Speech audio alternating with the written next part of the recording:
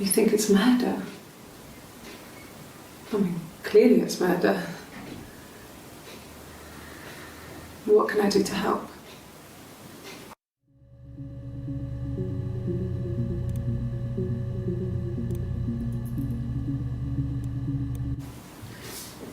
Yeah, that's me. But February, I mean, that was months ago. What's that got to do with Simon's murder?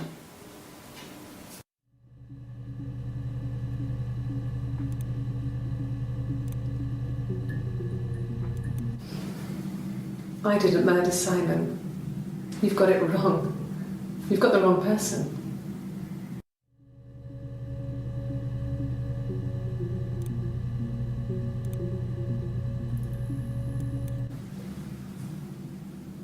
I'd like to speak to a lawyer now. Please. You have no murder weapon.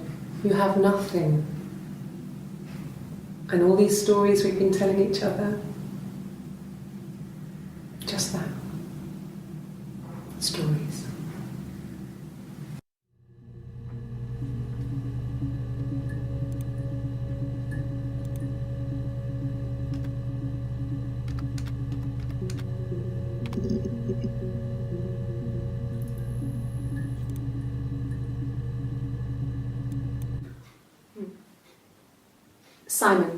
Simon Smith. He works at Ernst Brothers Glass. They do windows, all kinds of glass. Simon does the more special work, mirror making, feature windows, artistic things, really beautiful things.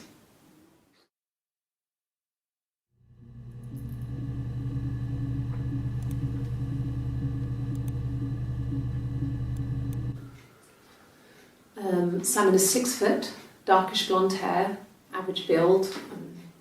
He's clean shaven.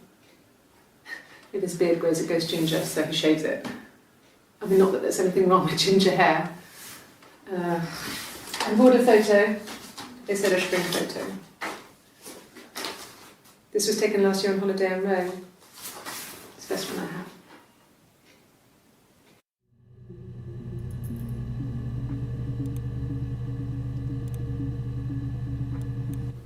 It's the Rockington Arms, the Rock. It's run by a nice couple, Peter and Susan. There's some other regulars there that Simon likes to drink with, and the barmaid they're having sometimes, Helen. Peter said Simon had been in and had a few drinks.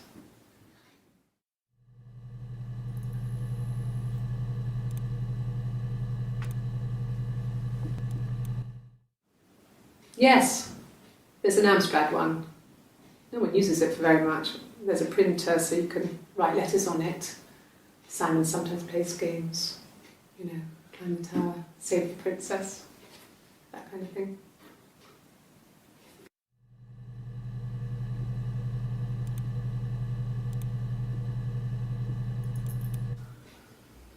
Simon isn't the type to run off or do anything crazy. Someone must have done something to him, or there must have been some kind of accident.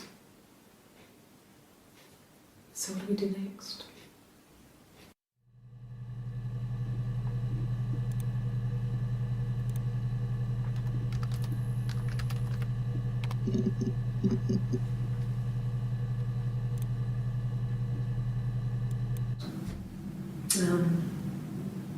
When I was 8, Mother died.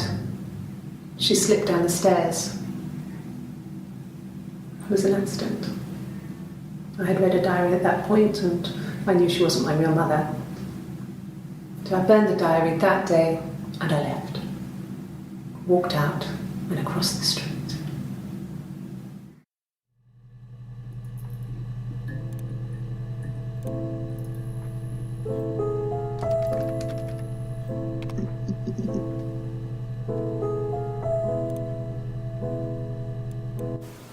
Okay.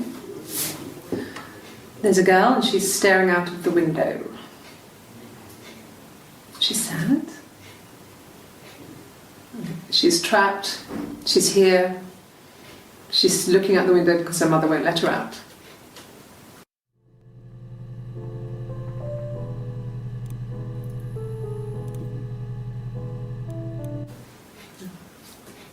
is Rapunzel. The story starts when she's born. Mother Gothel, a witch, takes Rapunzel from her parents and keeps her locked up in this tower. Rapunzel gets pregnant by the prince, and Mother Gothel is furious, so she cuts off her hair and throws it. Actually, her hair's already short here, so that's already happened. So she throws her into the wilderness, and Rapunzel is reunited with the prince, who's blind. But she kills him with her tears, and so it's a happy ending. Is that too much?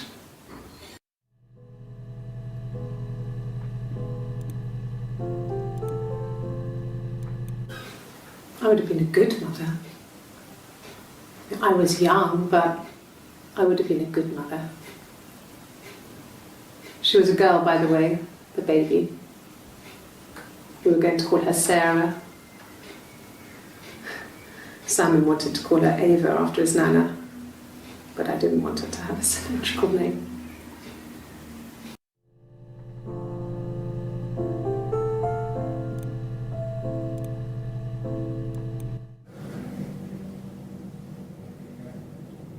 My mother called me Eve.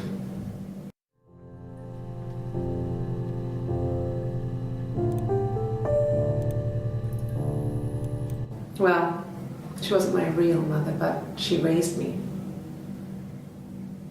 Do you want to hear the story? It's a real-life fairy tale.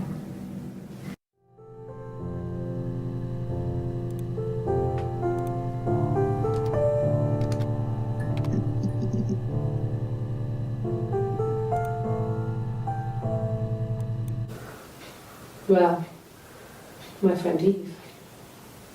I mean, she was a friend from when I was a kid, and she was always more popular with the boys, and I used to hate her for it.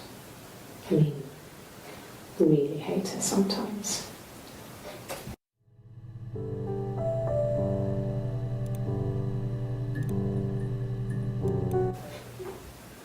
Yes, we'd fight. We fought on the beach once, and I held Eve's head underwater. There was no one else around. It was at the far end of the beach, and I held her head under, and I kept it under. And for a moment, I just wanted to kill her and watch her drown. But that was it. It was just a moment. We made up after. It was a love-hate relationship.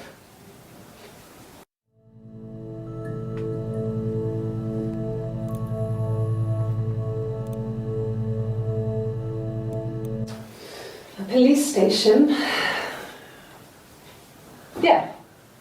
When I was young, we ran away on my birthday. Bob Dylan was playing in London, and we thought we could break into his tour bus and have him take us with him.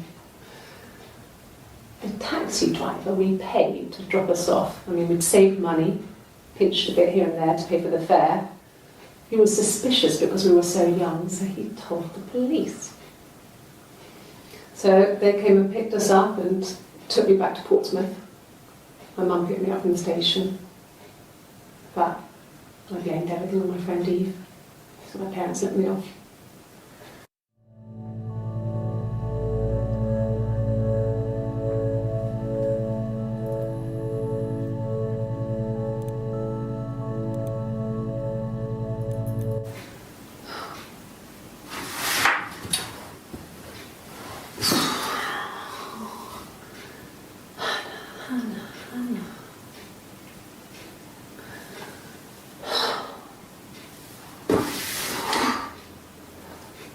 What are you doing talking about Eve?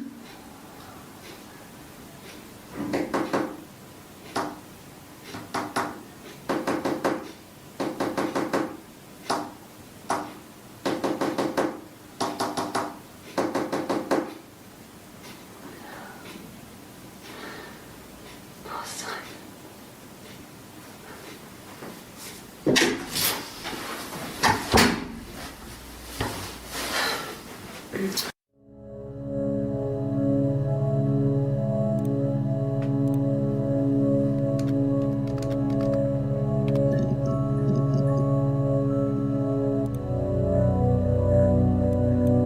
name is Hannah. H-A-N-N-A-H. It's palindrome. It reads the same backwards as forwards. It doesn't work if you mirror it though, it's not quite symmetrical, but well, I mean, you get the idea. Sorry. Hannah Smith, I live at 31 Gladstone Street.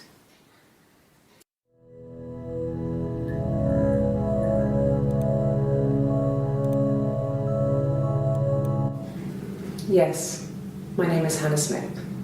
Oh, shit. Sorry.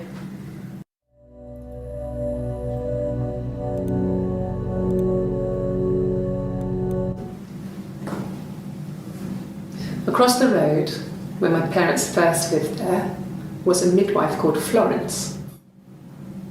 When Hannah was born, I was born at the same time. The midwife was there to help. I'd been throttled by the cord, probably wrapped around my neck by Hannah. The midwife told my mother I was dead, but I wasn't. She wrote all this stuff in a diary. Amazing what people will admit to on paper.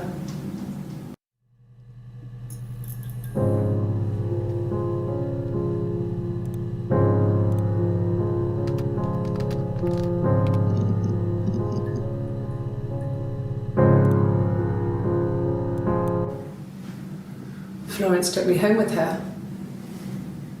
Mother hadn't been expecting twins and had a healthy baby. I guess she was just happy for Florence to clean up, take away the evidence that this was anything but a happy occasion.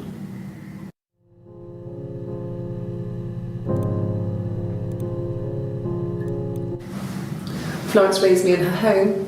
I never left it. She kept me out of sight. It wasn't odd for people to see a midwife with a baby, carrying in supplies, washing nappies, that sort of thing. I never knew any different.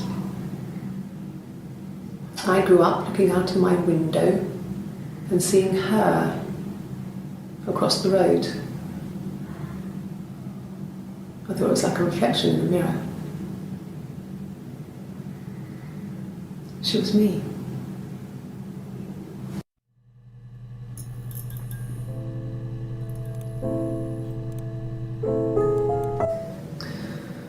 Florence was a warm, kind person, but she was broken, I guess. When I found her diary, I also found a biscuit tin with other stuff in it, older papers, letters, that kind of thing. Her story wasn't there. I never really spoke to her about it. I was far too young to really understand, I guess. I just put it together later, once I was older. She had loved children, planned to have a large family, but her husband died in the war. And that was back when you married for life. She never felt like she could marry again.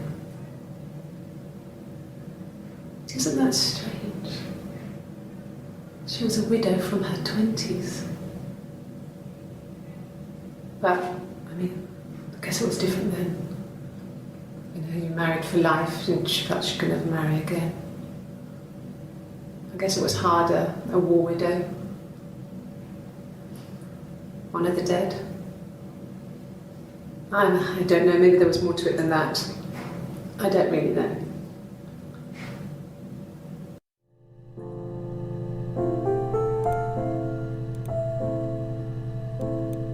No, it was just me and her. Eve was the name they were going to call their first child. They talked about it and were going to try when he came back. Florence's family had a history of firstborn girls, so they were convinced it was going to be a girl. It's hard to know if this is all true. These are stories I remember that I read when I was a child. Maybe I misread, maybe I misunderstood. Sometimes it's hard to remember what happened last week.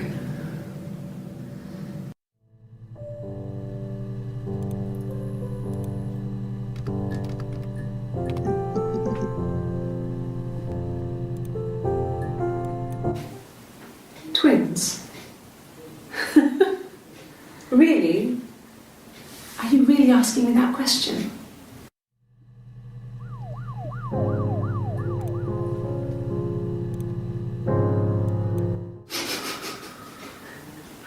Are you out of your mind? Twins?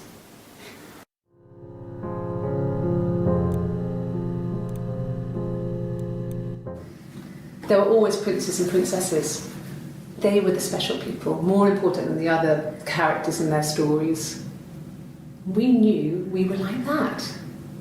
Twins. Magical. We were the princesses. We had a poster of Princess Diana from the newspaper up in our attic. Had a pride of place. And underneath we used to put all our special things. When her engagement was announced, we were obsessed with everything she did. And later, when her life went so bad, we felt for her. Her divorce last year just kind of drew a line under things.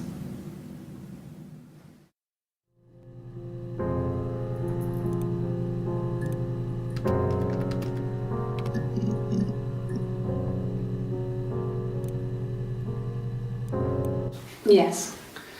I inherited it from my parents, so it made sense to move back. Me and Simon. Felt like going back to old ways before the pregnancy. Reminded me of being a girl, a dollhouse in the attic, old things. We didn't sleep in my parents' bedroom for a long time. We decorated it as soon as we moved in, but it was another year before we started sleeping there.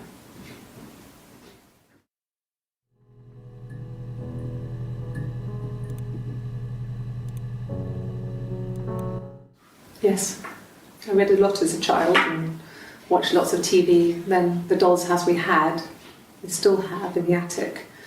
It's kind of a fairy castle. We used to play up there and make up our own stories.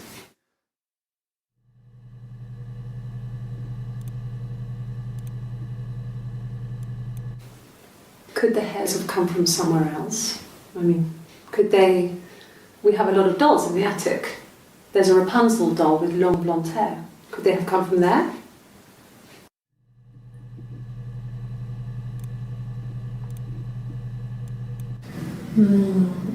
She recognised me from the window. She told me to come inside and she hid me.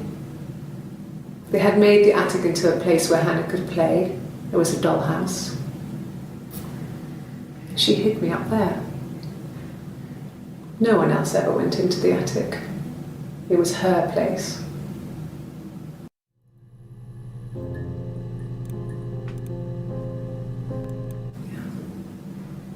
I'm not sure where the dollhouse came from. I don't know if it was given to them or they inherited it. I mean, they wouldn't have had the money to buy it. It was so huge. It must have been taken up to the attic in parts and then reassembled up there. It's a beautiful thing. Wallpaper to scale, little furniture, the lights work, mirrors, beds, big duvets and pillows. We spent hours and hours playing in it, invented all these characters and families who lived there. We wrote paperwork for them all, passports, diaries, and gave them all really elaborate stories.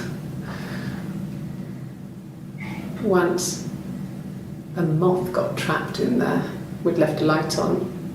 It was making the most horrendous noise. We tried to kill it, but it was tough. We ended up crushing it under a copy of the Arabian Nights.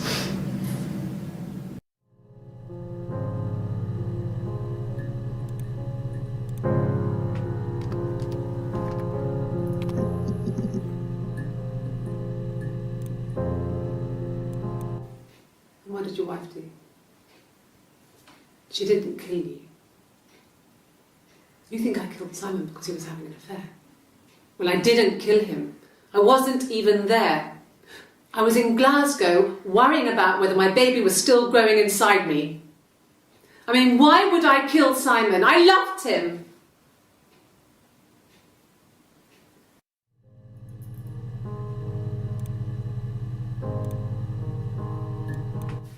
I mean, mean, what if they were crazy? You hear about these crazy people all the time. I mean, why would anyone who knew Simon want to kill him?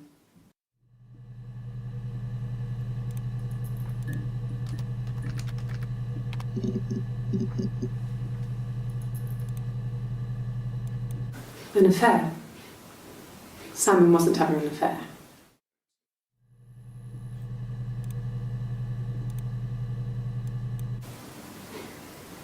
You're reaching here, and I don't know why. No, I've never cheated on anyone. I've never taken anything from anyone. Simon is dead. But I have my baby to care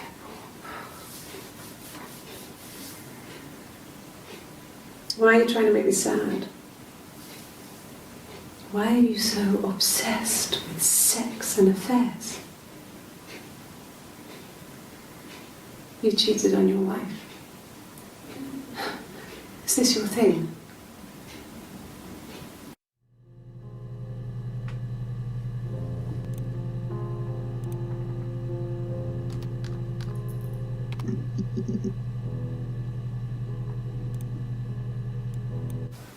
Really? You're going to ask me about my sex life? I mean, isn't that private?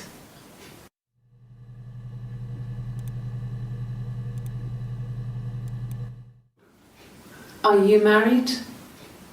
How is your sex life?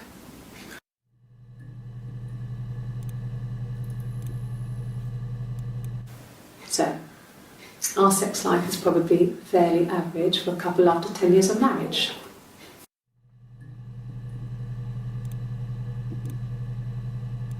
No, you're talking to the wrong person if you think I'm some kind of slut. If you think I'm the kind of person that would have had sex with all those guys.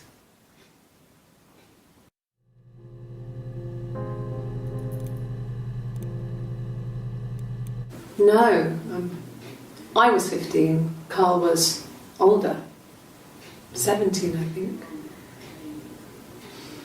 I was really into him, regardless of how he actually behaved. Lots of drunken teenage sex. We did it in a church once. It's stupid.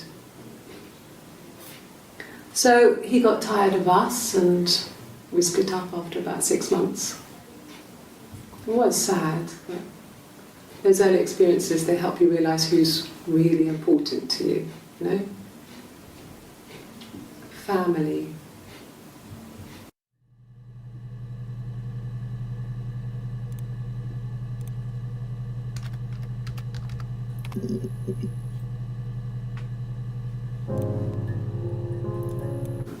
Yeah, when I was at school.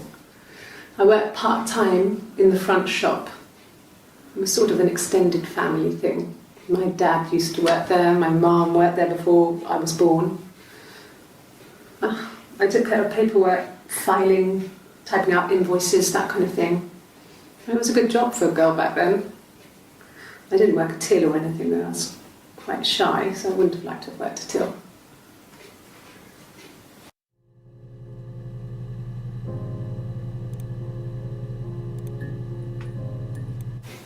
Family. So, Carl fucked off, and then there were other boys here and there, and then Simon.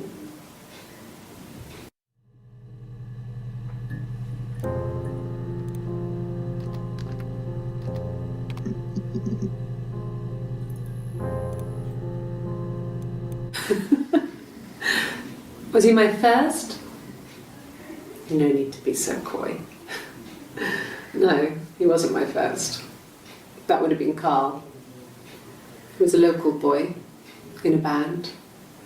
He was a bit of a shit, but he was sexy. We were 15.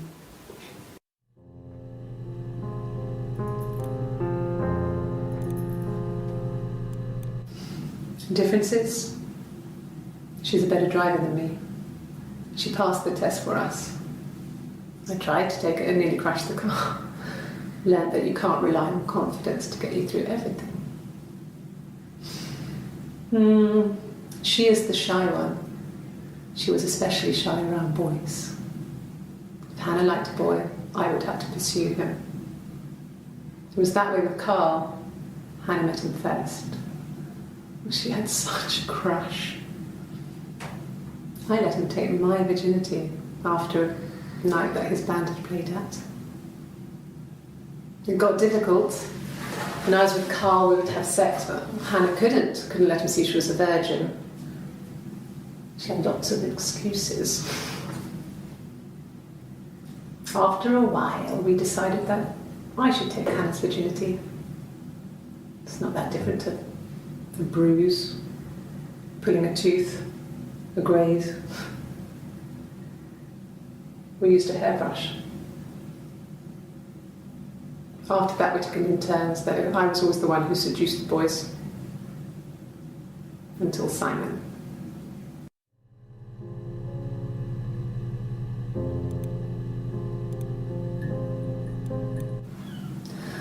Hannah was so smitten with Simon. She started getting jealous, didn't want to share. Even the first date, we went to see Tom Cruise at the Old Odeon. We both went, kept changing places in the toilet. We only had one best dress, so we had to keep swapping clothes. Must have thought we had terrible bladder problems. The next date, it was my turn. At the end, I let him kiss me, but that was it. We didn't want another Carl on our hands, and the Ouija board had said to hold back. After that, it was Hannah's turn, and she slept with him. Broke the rules. Deliberately broke the rules. She wanted to be the first to sleep with him. I mean, that's when she got pregnant. From that one time.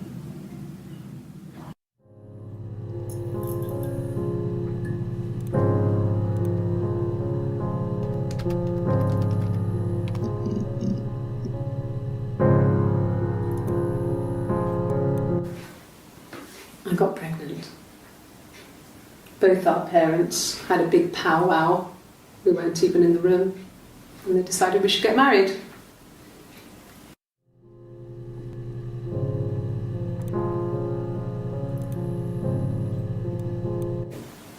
Yes, I'm fine. I won't be sick again. This happens some days. I'm pregnant. It's morning sickness.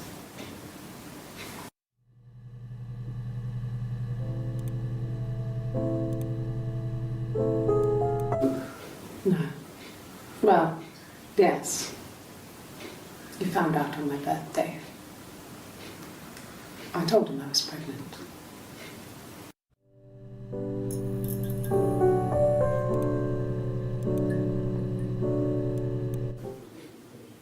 When I arrived in Glasgow, I was exhausted. The streets were empty. I was driving badly. And I hit a taxi. Not a big crash, just paintwork. The guy was so pissed off because I didn't have a driving license on me. But when I told him I was pregnant, he made sure I got to the hospital so they could check me out. It was fine. The hospital must have details when I was looked at. There's a scratch on the car.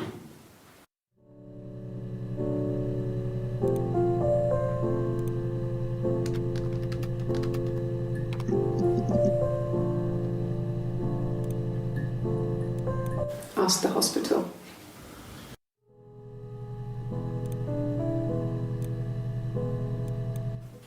I don't see how it's hard. We've established I was in Glasgow when he was killed. You've spoken with the hospital.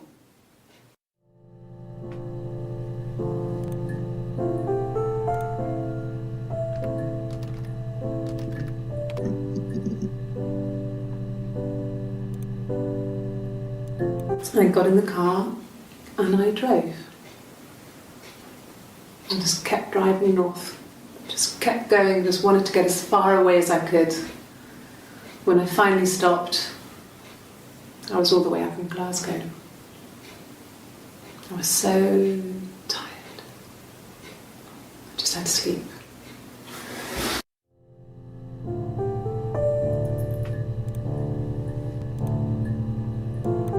Yes.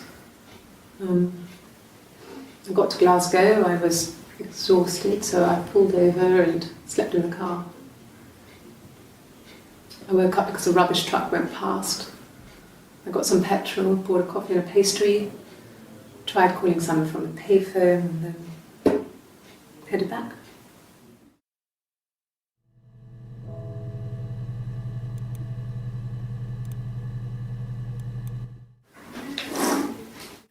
Yeah, that's Simon's watch. It was a gift from Eric. He got it this year. It was a wedding anniversary gift. Steel. It would have been Diane who chose it. She has really nice taste. That time, you must eliminate me. I was in Glasgow then.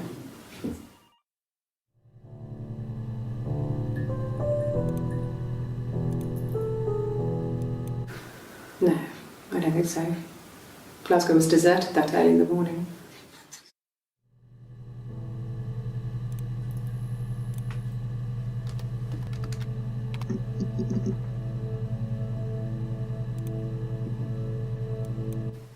He was wearing a shirt, a blue turtleneck shirt and jeans. He has a watch, it's a really nice one. That was a gift from his boss, Eric. He had his coat, a long grey duffel coat, like Paddington Bear. He would have taken that with him, it's not in the house.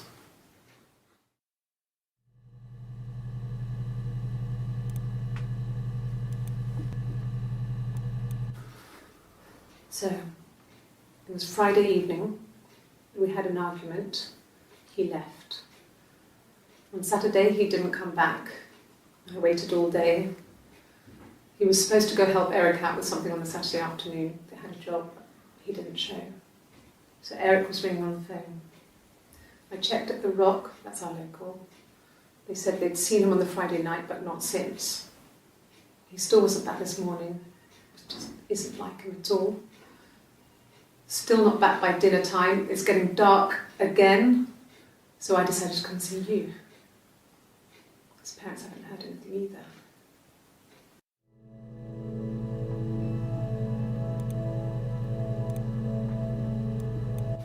Yes, there's a car that we share, a Cavalier, and a van he uses for work. It's owned by Eric, but we look after it. Both of them are there now, parked in the street. I'm not sure about the keys for the van. I can look for you when I get back.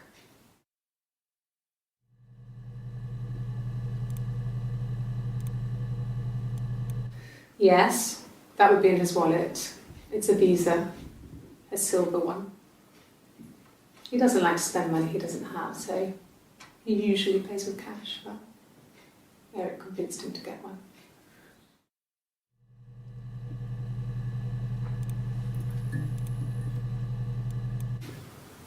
Well, Eric was like an uncle to him. They were pretty close. They spend a lot of time with each other, especially when they have to go to conferences. Have you met his wife, Diane?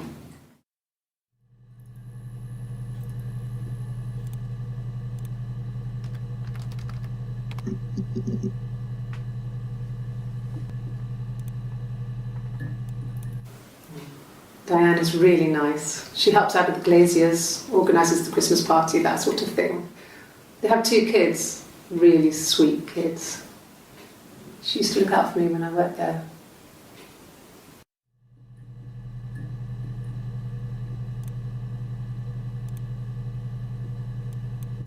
Not really.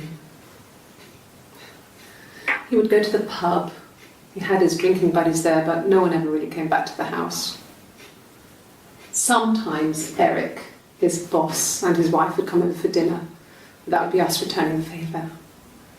Diane is a really good cook, into her trendy ingredients. And the last time Simon cooked something off MasterChef, he got the recipe off Ceefax, and I did my Lloyd Grossman bit, commenting from the sidelines. I had to find fennel from the supermarket. Have you ever eaten fennel?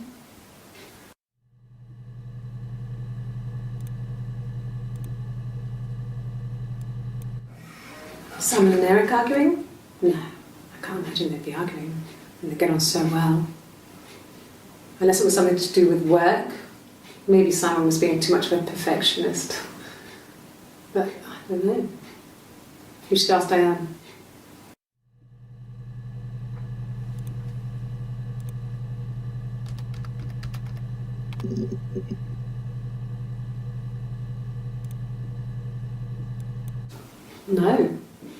No, Simon didn't play guitar. He wasn't very musical. He liked to listen, but he was tone deaf.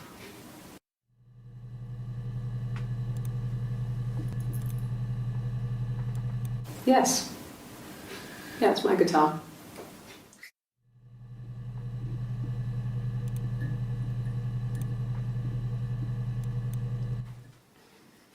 You want me to play something?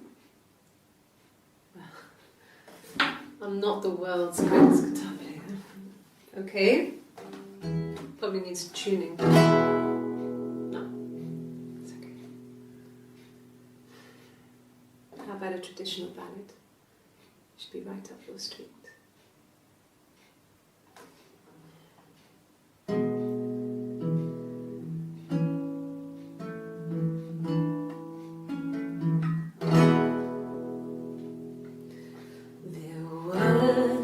Sisters came walking by the sea.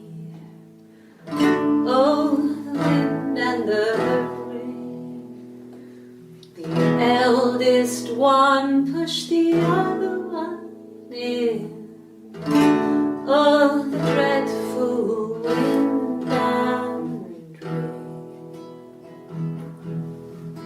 See, they both had a love for the captain's son.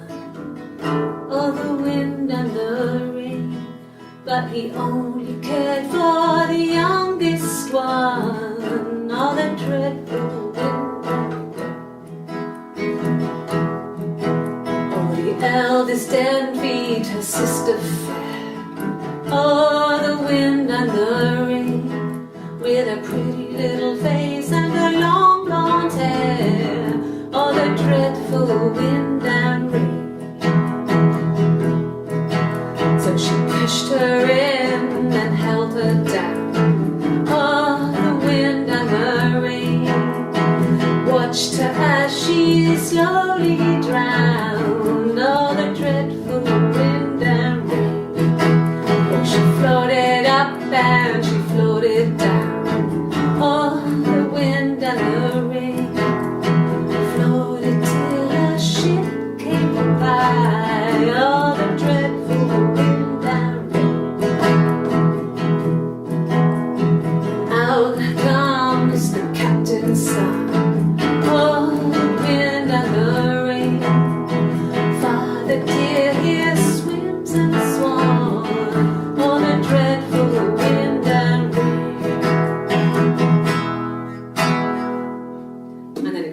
So I think that's a good place to stop.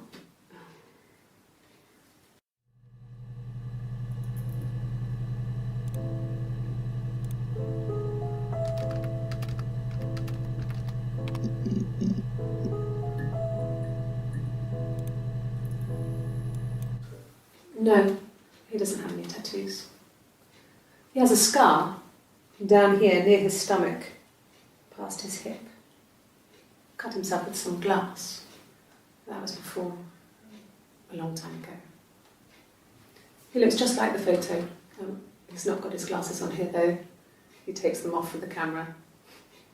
But he needs them to see properly, you know, when he has to read a newspaper or a menu in a restaurant. Not books so much, or watching TV. He likes TV.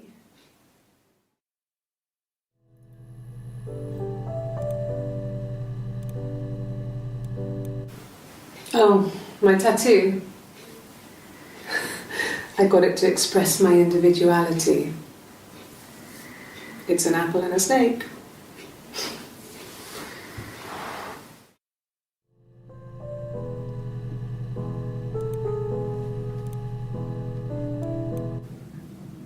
So I moved out.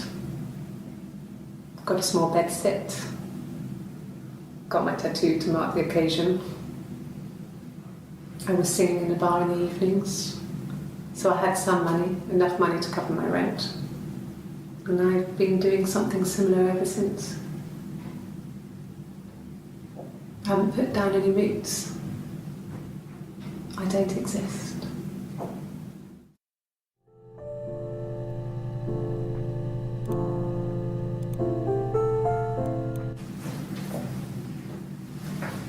He saw me singing one of my shows, pure chance. Not sure I remember what he was even doing there. Afterwards, I had a drink at the bar and he came over and we got talking. I knew who he was. Obviously I knew who he was, but he didn't know who I was. He was fascinated by the likeness. He guessed my name from my tattoo. Told me it was a palindrome, like that would impress me. I enjoyed talking to him. It was amazing to be able to sit and interact and talk to him after all this time. He didn't tell me he was married. I'm not sure what he was thinking. He later told me it was like he was dreaming. A waking dream.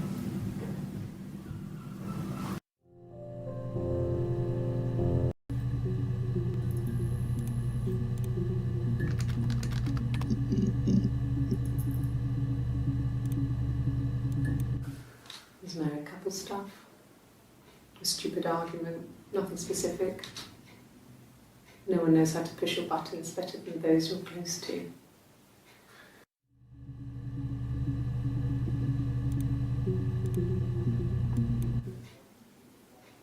A long time.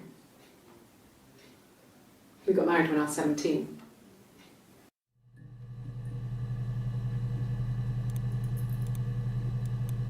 Childhood sweethearts. Something like that. Are you married, detective?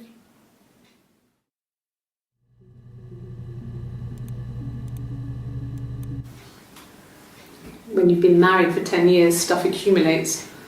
We could argue about anything. And he's so nice. That doesn't help. He tries to smooth things over and that just makes it worse. We're both passive-aggressive, so we never normally argue directly about anything.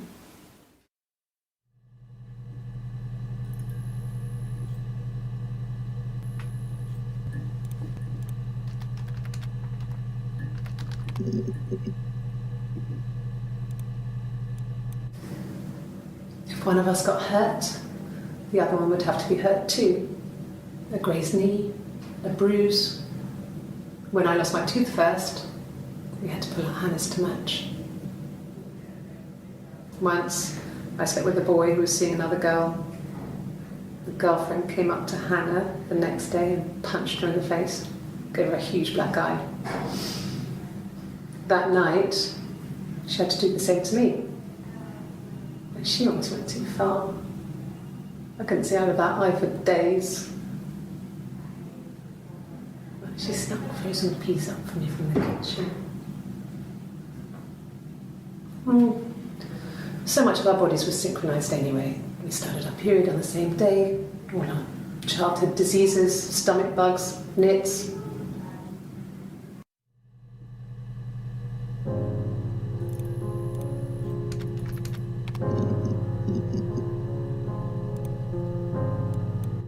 Suicide?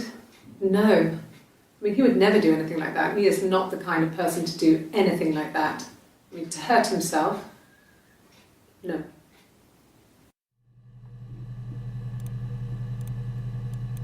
Bruise? Oh, yeah, no, it's nothing. I was going through the top cupboard in my kitchen and the chair slipped and I kind of hit the door with my face. We hurt like hell. I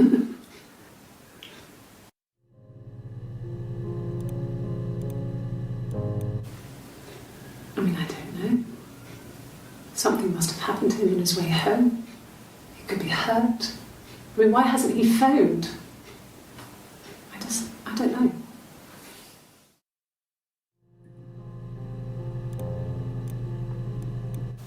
Hurt someone? Yes. But everyone thinks that from time to time, right? You just want to lash out.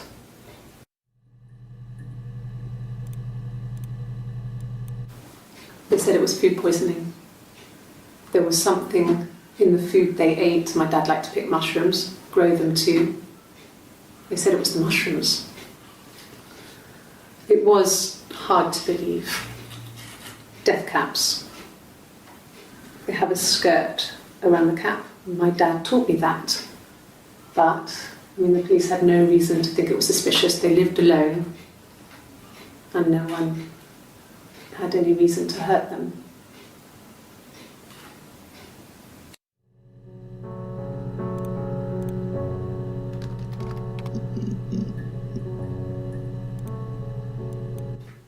Really? Go on then. Take the cup. Run your fingerprints. They'll match. Fucking idiot.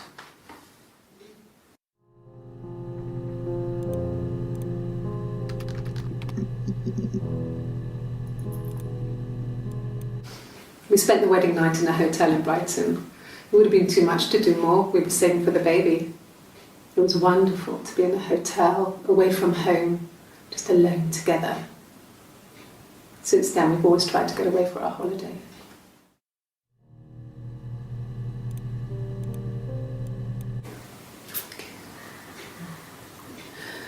It was after dinner.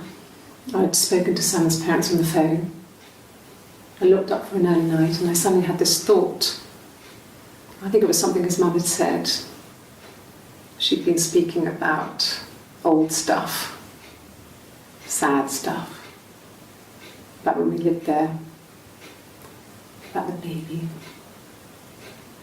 There's some boxes in the cellar, nursery stuff we never needed, and I never had the heart to throw out. And I suddenly remembered that when I'd looked down there the week before, those boxes, that pile was in the wrong place. I went cold all over. I went down there with a torch and went straight to the back, and that's when I saw the bin bags. Pulled them open, saw the body. I screamed, and that's when I called the police.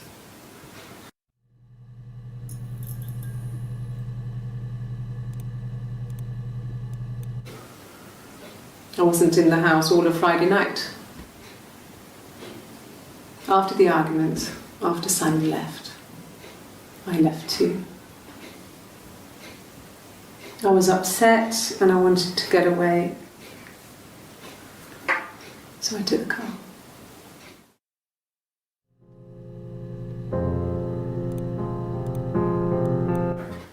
I didn't. I slept in the car. I left about 9 that night. I wasn't there.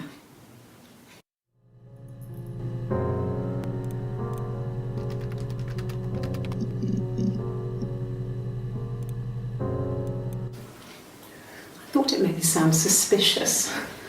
It's not a normal thing to do, to drive to the other end of the country. I wanted to keep it simple. I know it was stupid not to tell you everything. Saying I spent the night in Glasgow when my husband went missing, I thought it would, distract you from what was important. It's different now. Now he's...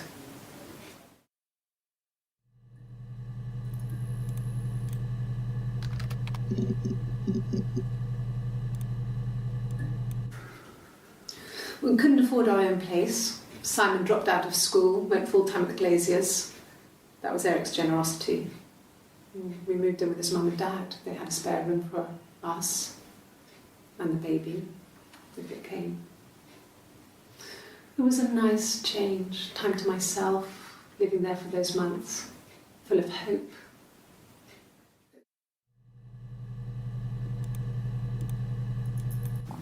Mum and Dad had never had any reason to notice. They were always busy. If Hannah was eating a lot, they didn't mind.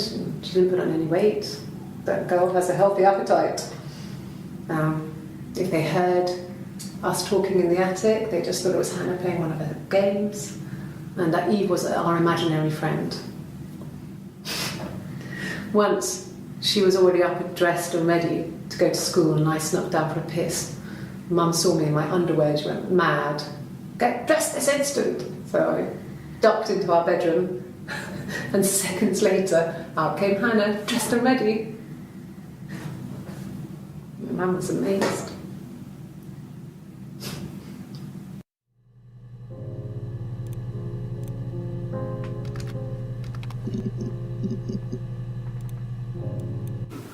No, I lost the baby. I had a miscarriage at 8 months. We carried on living at Simon's parents until, well, it was only a few months after.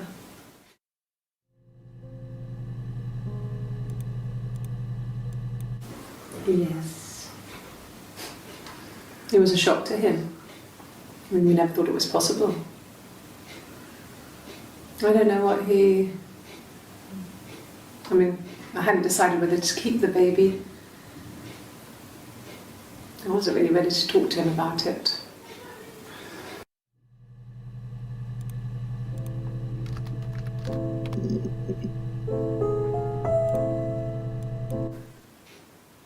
No. The whole thing was wrong. The bags, I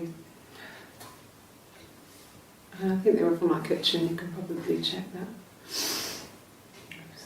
We never go into the cellar. It's just a place we put things we don't need. Dad used to grow mushrooms there. The bags were taped up. I think it was parcel tape, but I think it was ours.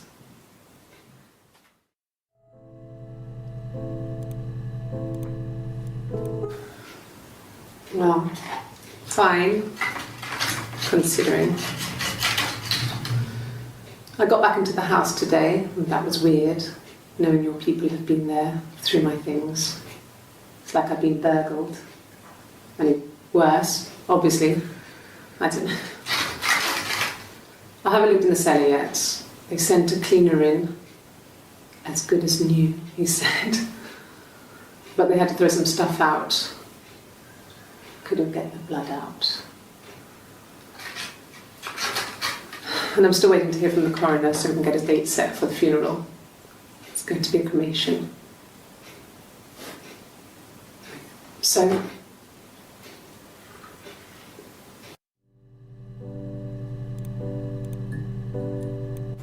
it happened very quickly.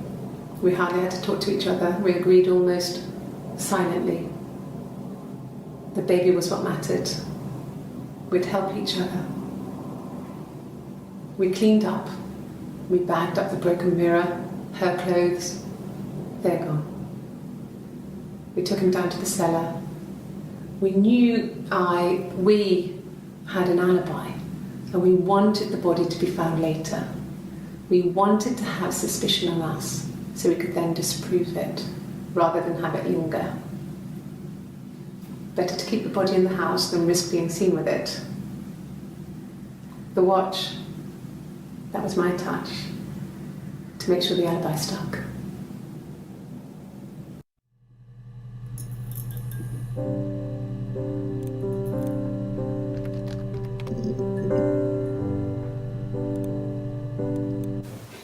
The bruise. I have a really fast metabolism, so stuff like that just comes and goes. I don't know if there's much more that I can tell you that I haven't already told the other policemen. I found the body.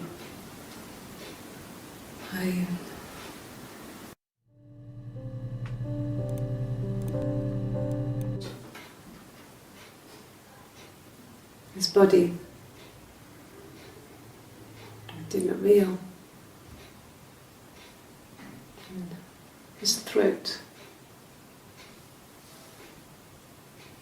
It looked like his throat had been cut.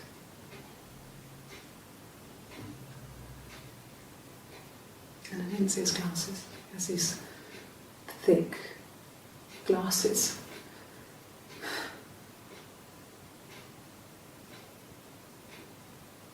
He doesn't always wear.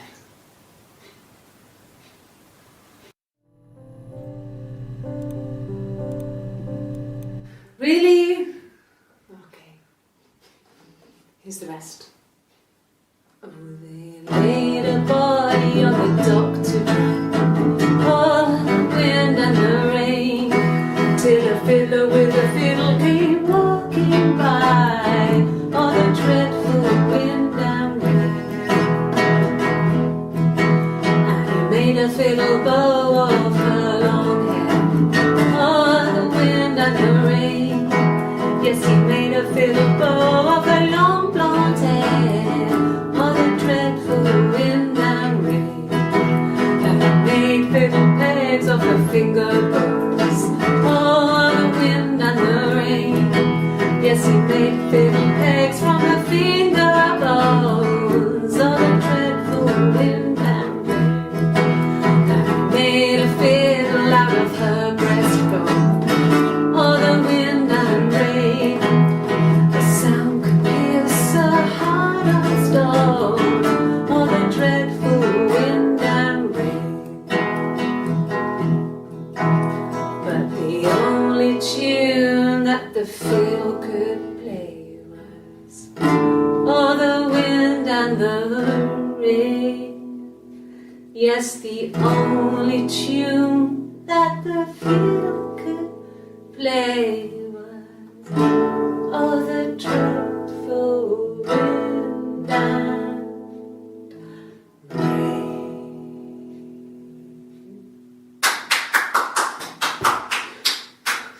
Anything you sing may be used as evidence against you.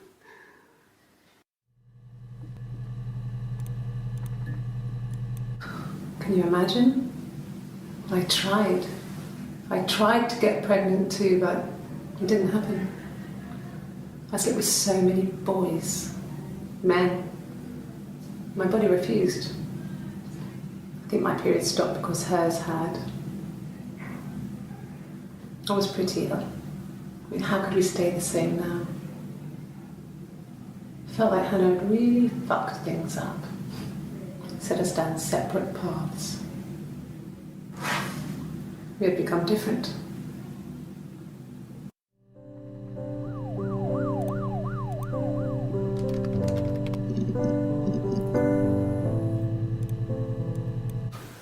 When will the police let me back in the house? And they let me take a bag of clothes with me, but...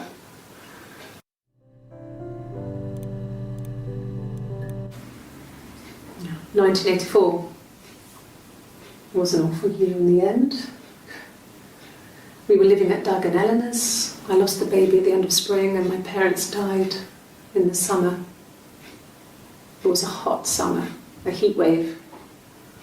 So when they discovered the bodies, it was just awful. Because of the circumstances, them dying together like that, they brought in a lot of police. A forensic entomologist. I had to look that up. It was because of the heat. It was just awful.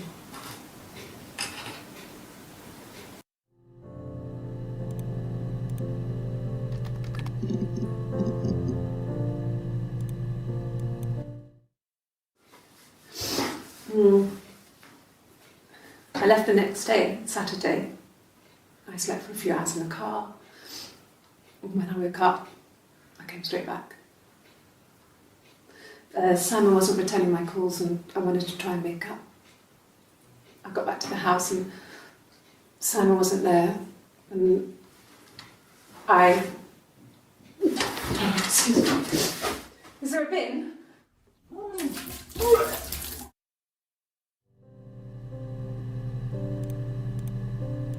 Yeah, I pulled over and slept in the car.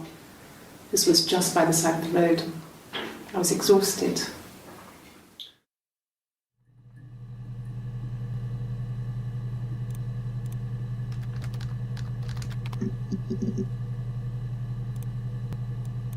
A mobile phone? Yeah. Well, they have one for the glaziers, but it's only for work. I can't remember the number. Oh, it's in the kitchen. I saw it plugged into its charging cradle.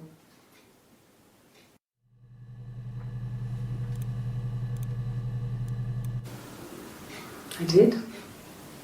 Well, we met when we were 17, both working at the glaziers.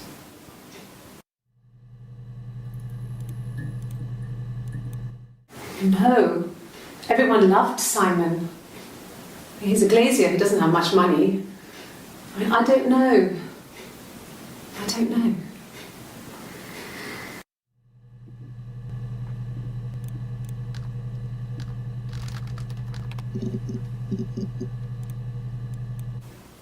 Okay. I parked up on the street. It was busy, so I had to park down the end of the road. Walked up, knocked on the door, no answer. I took my keys out of my bag and unlocked the door. The main lock was unlocked.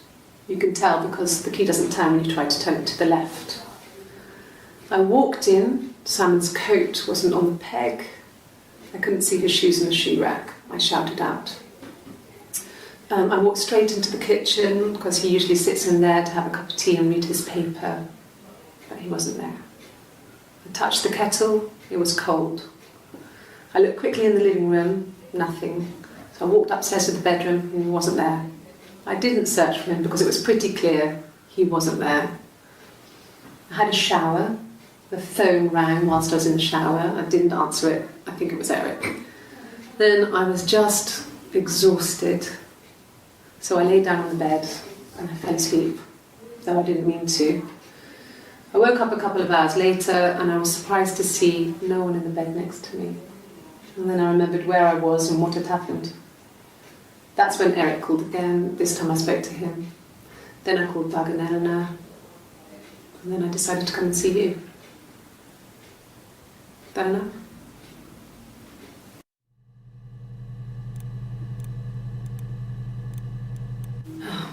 Okay.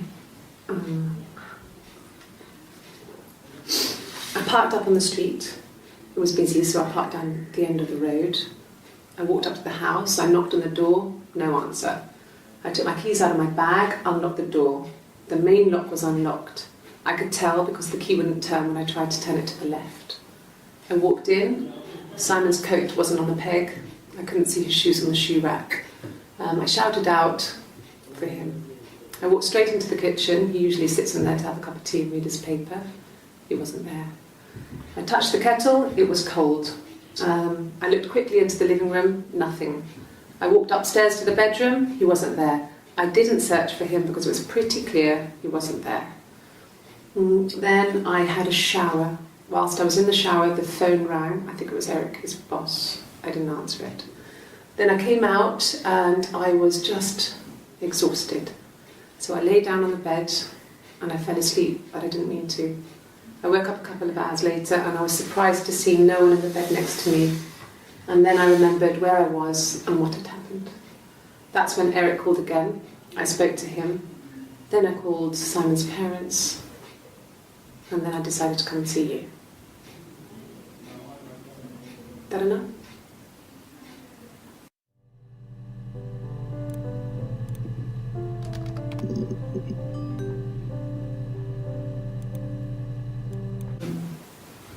No, they were shut.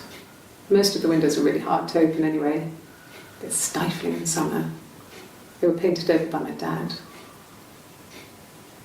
Could have left a door open accidentally. Or there's a cat flap in the back door.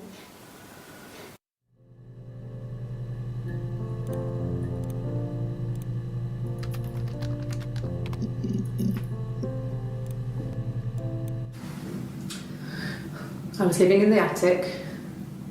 It was a very hard time. I was depressed, was still pretty sick of the STD. And I came down one morning and they were dead. They were in bed and both had been sick. They'd thrown up a lot.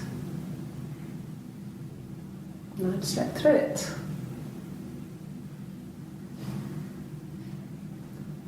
The police said it was the mushrooms they ate. Dad was a mushroom expert. I mean, he used to take us picking with him and he taught us how to recognise them. And there's no way he would have picked death caps.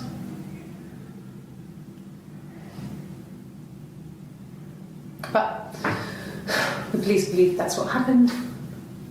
They never even looked in the attic.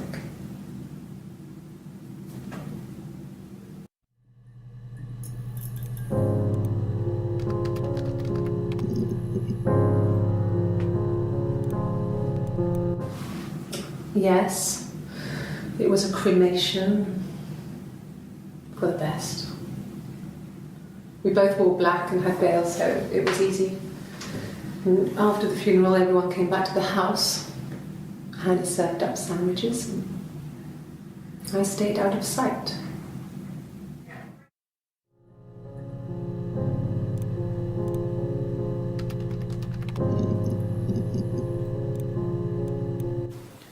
It wasn't the present so much, it was one of those arguments that had been simmering for a while. The present was a mirror, a nice mirror. He'd engraved the glass, the kind of mirror a princess would have in a story. He made it specially for me.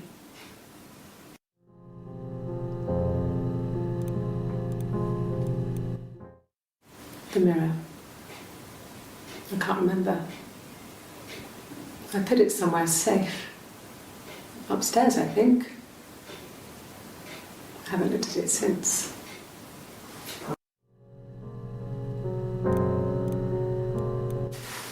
Silverleaf? No. He normally silvers them properly. This mirror, it's supposed to look antique. The reflection isn't as good. It's the perfect mirror for someone who doesn't like to look at their own reflection.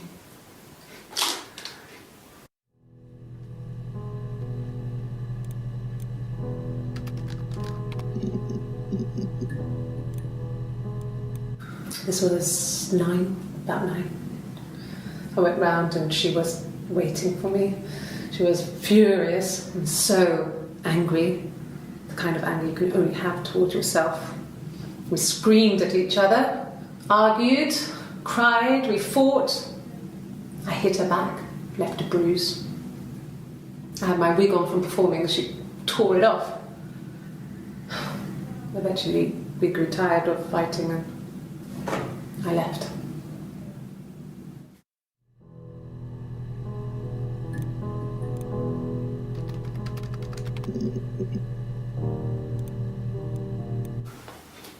Look, on his clothes, that would make sense. He made it by hand. I mean, he brushes the silver onto the glass. It's not how they make mirrors these days. I mean, he made the mirror and he gave it to me.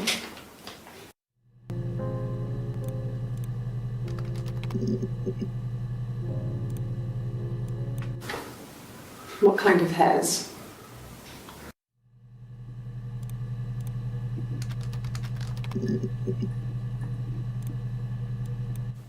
Rehearsed?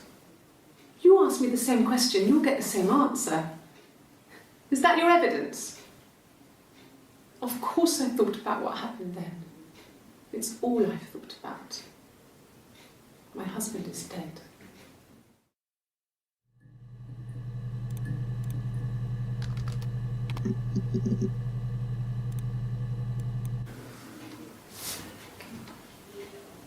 Well, she has a knife. She's been cooking, I guess. She's been cooking him his favourite meal. She's his wife. And he's asleep and she doesn't want to wake him because he's ill. That's why she's sad. Because he's ill and he might die. It's kind of a sad story, so I'm not sure how it ends.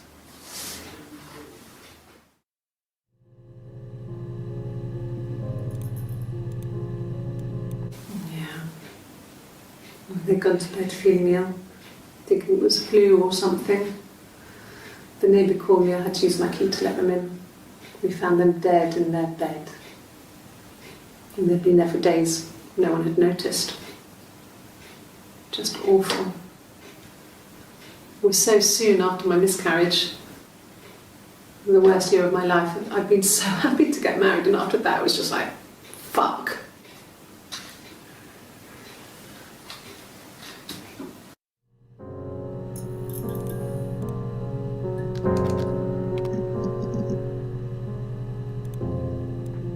Yes. I speak with Eleanor at least once a day. Not that there's anything much to say. It's more just...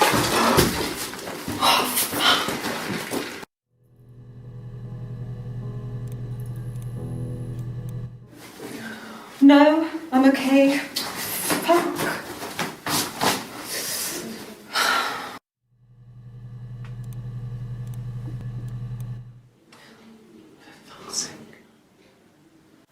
Can I leave? Are you going to arrest me? No. They'd laugh you out of the building. A lawyer would make mincemeat of you.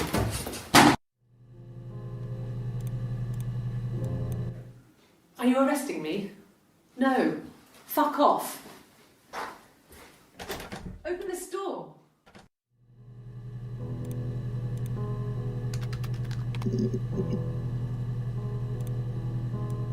Yeah. I've been round to Doug and Eleanor's and they're very worried. I feel sorry for them.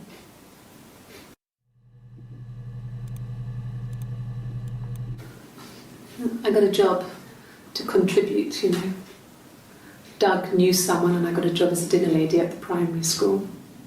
They said it didn't matter if I could cook or not, just don't poison the kids. So you see, it's always been complicated between me and Simon. It's never just been the two of us. There's always been pressure.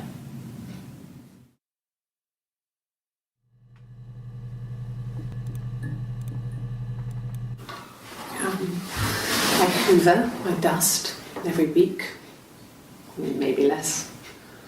I once asked Eleanor how often I should dust, and she said, if people ask, tell them you do it once a week, but every few weeks is okay.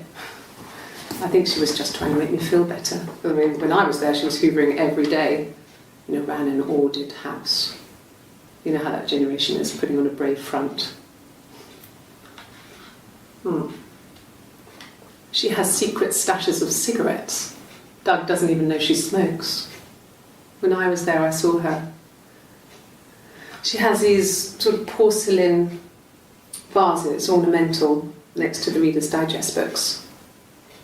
Cigarettes inside. And she still has them. I mean, last time I was there, I looked in a vase. There was a fresh pack. I mean, all those years of marriage, and she still has a secret like that.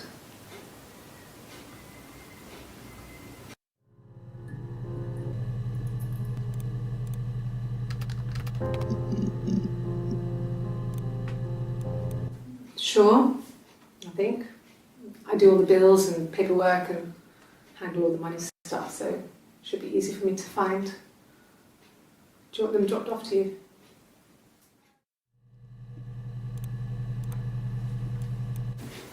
If you put me on You've Been Framed, I want the money.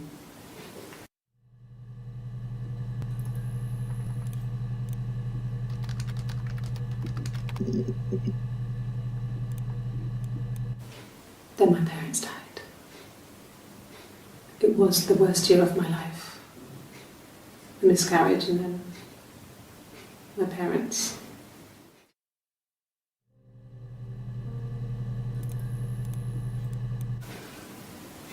Yeah. I mean, I was infertile. Thought I was. They told me I was infertile after the miscarriage because of complications.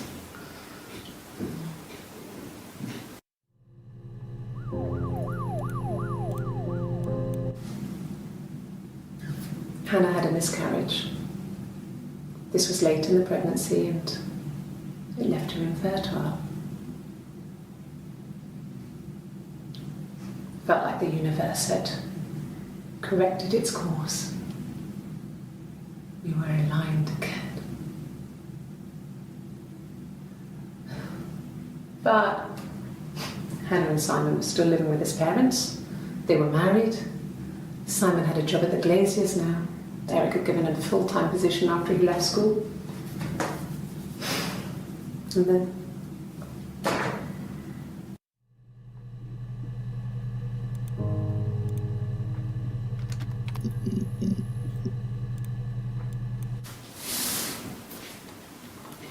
she's crying, I guess. She's sad because she thought she saw her husband with another woman. But it's okay, because she finds out it wasn't her husband, it was his brother. And so it's fine.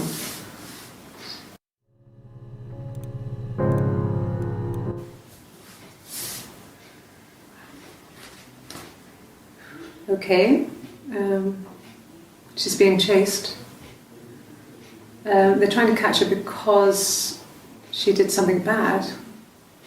I guess she broke the rules.